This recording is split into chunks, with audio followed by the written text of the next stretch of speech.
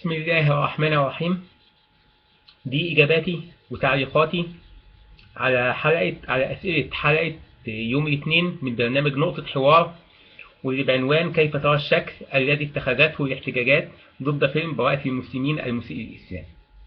السؤال الأولاني: كيف ترى الشكل الذي اتخذته الاحتجاجات ضد فيلم براءة المسلمين المسيء للإسلام؟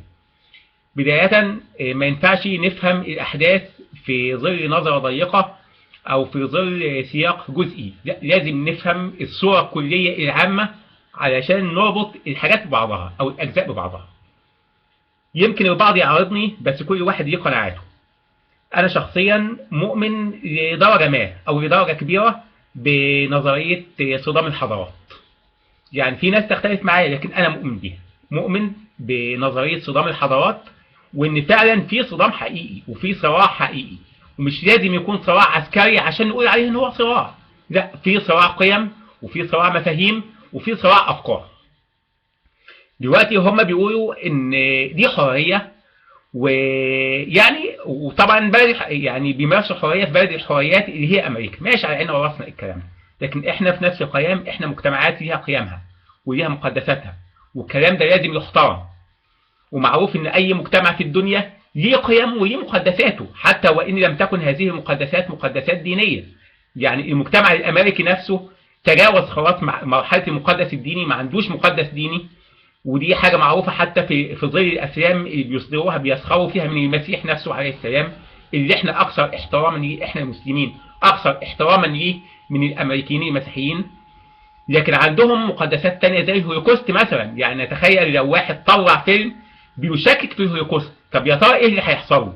هل هيقولوا ان دي حريه، ولا هيتعاملوا معاه بمنطق تاني زي ما حصل مع روجيه جارودي او رجاء جارودي في فرنسا؟ ما قالوش ان دي حريه وسجنوا الراجل.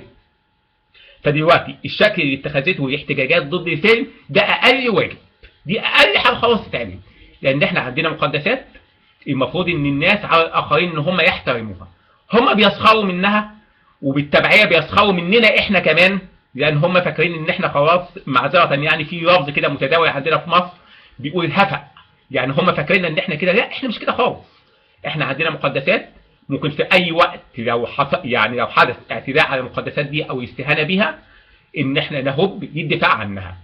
والله اعلم، يعني طبعا حاجه زي كده لو كانوا هم فاكرين ان شكل الاحتجاجات بيكون مدروس ومتوقع، لا، هم ما يقدروش يتوقعوا شكل الاحتجاج بيكون ازاي. ممكن الغضبة تكون أكبر بكتير من اللي هم توقعوا. فشكل الاحتجاجات ده أقل واجب خالص. لكن في نقطة اللي هي إيه؟ طبعا إحنا هنا في مصر، أنا مصري، اللي حصل في مصر هنا في مواجهات كتير أثرت عن إصابة المئات من الشباب طبعا المحتجين ومن أفراد الأمن. اللي أنا بتمناه في مواقف زي كده فيما بعد انها تاخد شكل، يعني في حاجه معروفه عند اللي لعبوا كاراتيه قبل كده، في حاجه اسمها الكوميتيه المتفق عليه. يعني ايه؟ يعني في حركات معينه انا بتدرب عليها مع زميلي، تمام، بضرب وهو بيضرب، تمام، بس ده كوميتيه متفق عليه. يعني ايه؟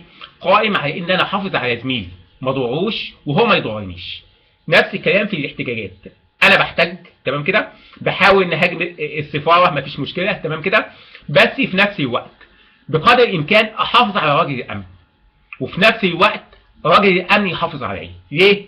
تغور امريكا، معذره في اللفظ يعني، لكن احنا نحافظ على بعض. انا احافظ على راجل الامن ما يصابش مني انا، وهو كمان يحافظ عليا، ونتفق في نفس الوقت على ان انا احتج، تمام كده، وهو يديني حريتي ان انا احتج وحريه كمان فوق العاده، وفي نفس الوقت انا احافظ عليه ان انا ما اضربش. بالنسبه للسؤال الثاني، هناك من يقترح أشكال احتجاجات أخرى أكثر سلمية كتسليم الرسائل ومقاطعة البضائع الأمريكية، كيف تراها؟ ماشي، ما قلناش حاجة. حتة الأشكال الأخرى غير الاحتجاجات اللي حصلت دي بتمارس وبتحصل، لكن ما بتأديش غرضها. احنا من أيام معركة الخليج الثانية اللي هي سموها معركة تحرير الكويت، وماشي أنا مع التسمية، ما قلناش حاجة. من ساعتها واحنا شغالين في مقاطعة. طب والمقاطعة ما حققتش اي نتائج. يعني مثلا احنا قاطعنا كوكا كولا والبيبسي، ماشي، هل جابت نتيجة؟ ما جابتش نتيجة. ليه؟ لان دايما بيتم افراغ المقاطعه من مضمونها. بيقال ان كل الشركات دي اللي بيعمل فيها مصريين، وده حقيقي. كل الشركات اللي هي الامريكيه دي بيعمل فيها مصريين، ابتداء من مدير الفرع هنا في مصر وانتهاء بعمل السويتش او الفراش. فحته المقاطعه ما بتجيبش نتيجه قوي. تمام. تسليم الرسائل وكلام زي كده معلش ده ما يتناسبش مع جسامه الحدث. الحدث اكبر من كده بكتير، وبناء عليه لازم يكون فيه رد فعل اكبر من كده بكتير. نيوتن قال في قوانينه لكل فعل رد فعل مساو له في المقدار ومضاد له في الاتجاه. فما ينفعش على فعل جسيم زي كده وفظيع زي كده ان احنا نكتفي بكتابه رسائل وايميلات. لازم يكون في تحرك اكبر من كده بكتير عشان نوصل الرساله ونفهمهم. السؤال الثالث: ما هو مستقبل علاقات الولايات المتحدة مع الدول التي شهدت هذه الاحتجاجات؟ تمام؟ ما ينفعش نتكلم عن المستقبل إلا لما نشوف الماضي الأول.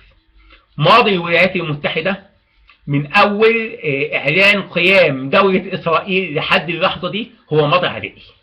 معروف إن الدولة دي ضدنا دايما، عمرها ما كانت معانا. تمام؟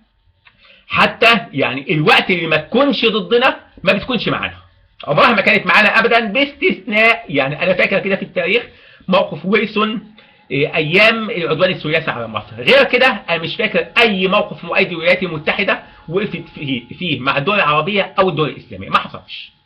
فدلوقتي احنا بنتكلم عن مستقبل العلاقات مع دوله عدائيه. بصراحه ما ينفعش نقول عليها ان هي دوله صديقه مهما كان. فالمستقبل لابد ان الولايات المتحدة تتفهم طبيعة نفسياتنا وطبيعة ثقافتنا وطبيعة افكارنا. احنا مجتمعات لم تتجاوز ولن تتجاوز المقدس الديني، فما ينفعش ان هم يقيسوا عقلياتنا وافكارنا على عقلياتهم هم وافكارهم هم.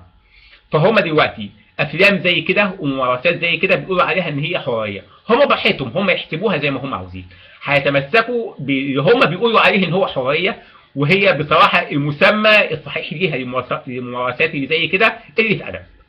فهم هيتمسكوا بقلة الأدب دي، خلاص هم حرين، هيخسرونا. عاوزين يكسبونا احنا، خلاص يسنوا من القوانين ما يحفظ مقدساتنا ومفاهيمنا من الاعتداء عليها، واللي بيتم يوم ورا يوم وعلى عينك يا تكره. وشكرا.